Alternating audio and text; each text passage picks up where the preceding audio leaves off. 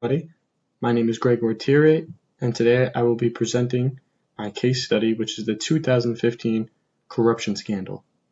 For those of you who do not know, FIFA stands for International Federation of Association Football, and it is the biggest international governing body in the world, and they recognize 6 confederations which oversee the game of football, known as soccer in the US, in different countries and regions of the world.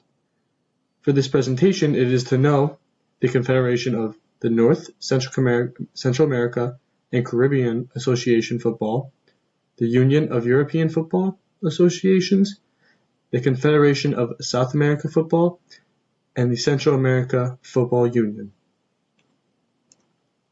So today we'll be going through what happened, who was hurt, who benefited, how was the case solved, and which ethical framework can solve this case.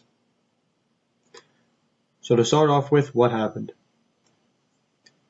In 2010, Sepp Blatter, the president of FIFA, announced that in 2018, Russia was to host the World Cup, and in 2020, Qatar was to do the same. In order to host the World Cup, a country must receive a certain amount of votes from the FIFA officials. Russia had a very unstable political situation at the time, and Qatar has scorching hot 106-degree Fahrenheit temperatures, as well as homosexuality being illegal. And not to mention, they have little to none soccer culture. These two countries did not meet the criteria of a worthy host country, and it definitely rose some eyebrows as soon as FIFA was being investigated for accepting bribes in exchange for votes.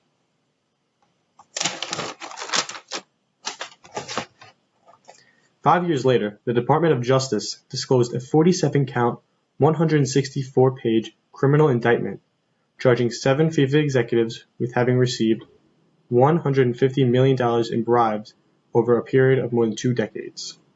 Later that day, those 7 mentioned before and 7 other official and business executives, totaling to 14 people, were arrested at the FIFA headquarters in Zurich for charges dating all the way back to 1991, which include bribes from marketing groups in exchange for television contracts and quoted rampant systemic and deep-rooted corruption. Now, these are some of the FIFA officials that were involved in these scandals and at the time accused. And looking at a few, Rafael Esquivel was a former Venezuelan football administrator and member of the CONMEBOL. He was one of the executives arrested and later faced corruption charges. Jeffrey Webb is the former vice president of FIFA and faced charges of racketeering, wire fraud, and money laundering. Eugenio Figueiredo was president of CONMEBOL and was arrested for corruption and then later investigated. Kostas Taktis was the attaché to the CONCACAF president and was also arrested and faced corruption charges. Julio Rocha was the UNICEF pres. Jose Maria Marin was the president of the Brazilian Football Confederation, and Eduardo Lee was the CONCACAF Executive Committee member. Who was hurt? To start off with, corruption in the 2010 FIFA World Cup was evident as well, but was not discovered far after South Africa held the events. 20,000 residents from the Joe Slovo and Formo settlements were evicted and were forced to move to the poor township of Delft on the outskirts of the city. And that is the image that you should see right here, that is Delft. They were moved in order to create luxurious flats and condos for incoming tourists to see the World Cup. This led to an uproar of protests by the poorer communities because of the country's full focus solely on building massive stadiums and airports instead of the social issues at hand. This is a quote from a South African citizen saying that the stadium has brought us only misery. Our education and our health are being sacrificed in the 2010 World Cup. The soccer will only last a short time, but our lives might be ruined forever. Moreover, Qatar is actually more likely to be hurt from the World Cup than benefit from it. As some might know, Qatar boasts the world's greatest GPA per capita, which measures the wealth of the individuals in a country. Therefore, it is very hard to find citizens willing to perform the labor of building large infrastructures such as airports buildings, and especially stadiums. So the bulk of these workers will be imported from foreign countries. An estimated of 4,000 of those migrant workers I just mentioned will die on construction projects before the 2022 World Cup due to poor safety regulations. And in an article I found, one man named Phillips mentioned the capital created won't produce returns large enough to recoup the investments, and boost in tourism won't substantially affect the GDP of a country that is based on petroleum. Moving on to who benefited. Obviously, the main people that benefited were the FIFA officials.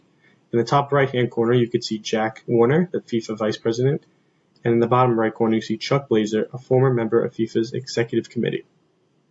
The officials at FIFA, as mentioned before, received over $150 million in bribes and kickbacks, which did not even include the millions of dollars in other possible bribes paid out of the U.S. banks, because that's where they did all their wrongdoing.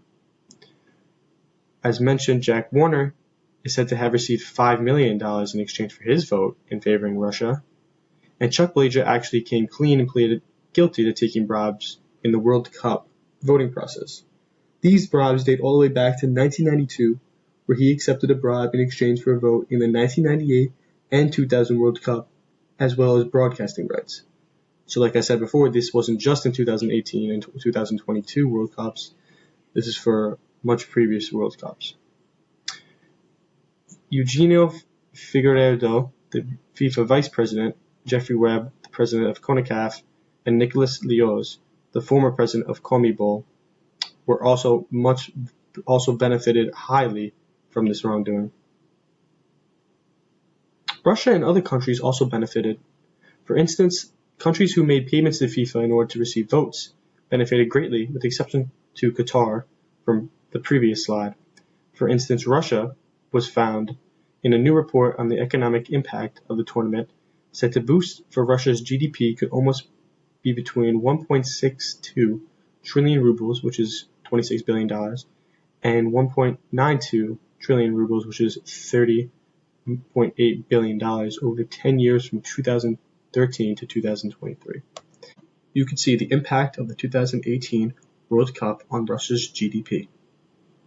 As the year goes on, numbers keep rising, and especially in 2018, half of its numbers are the contribution of tourism, and the other half the contribution of investments and operating costs.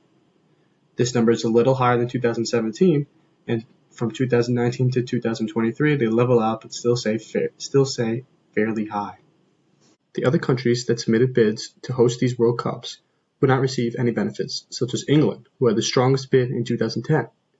If these countries received votes fairly, they might have had a chance to win, and then would have had great economic growth as well as revenue.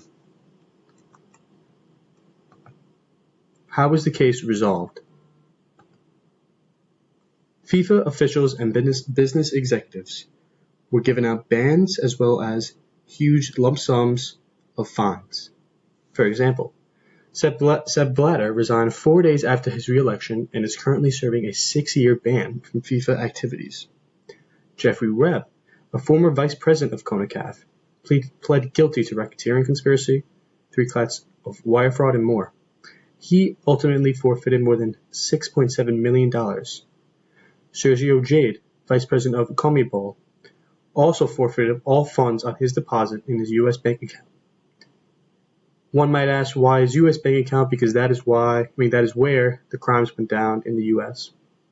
Lastly, Jose Mirquez, the controlling principal of Valente Corp, agreed to forfeit more than $9.2 million, as well as a former general manager of Torres y Competentes agreed to forfeit more than $21.6 million.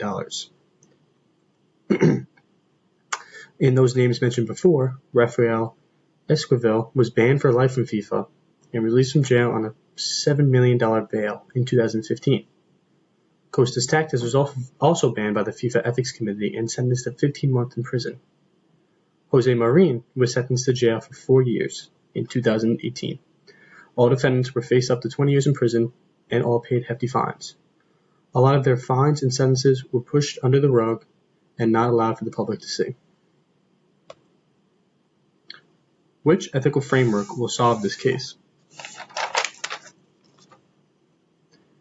The ethical framework that I chose that bestly fit this case was the social contract theory. With this framework, this case would have never have arisen. Social contract theory says that people live together in society in accordance with an agreement that establishes moral and political rules of behavior. Social contracts can be either explicit or implicit, such as laws set in stone like the Constitution, or just raising one's hand in class. Rachel goes on to say that morality is a set of rules governing behavior that rational people accept, on the condition that the others accept them too, which further explains social contract theory. In this case, FIFA, the Players Association, and marketing groups all accepted a social contract of the law. The law states there cannot be money laundering, racketeering, or bribes. In this case, they did not follow, and justice was served. Here's an example of social contract. The government, or kings, are said to protect the rights of the people, and in return, people give power. The government misuses their power, the people will replace or overthrow it. How it connects more to this FIFA case. In the U.S., money bribes, money laundering, racketeering are all illegal, as I just said, as well as many other European countries.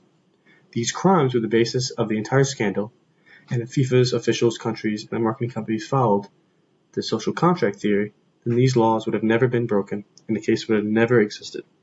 If we all follow the social contract theory with each other, the world has a chance to live in harmony, and these crimes will not happen. Thank you for listening.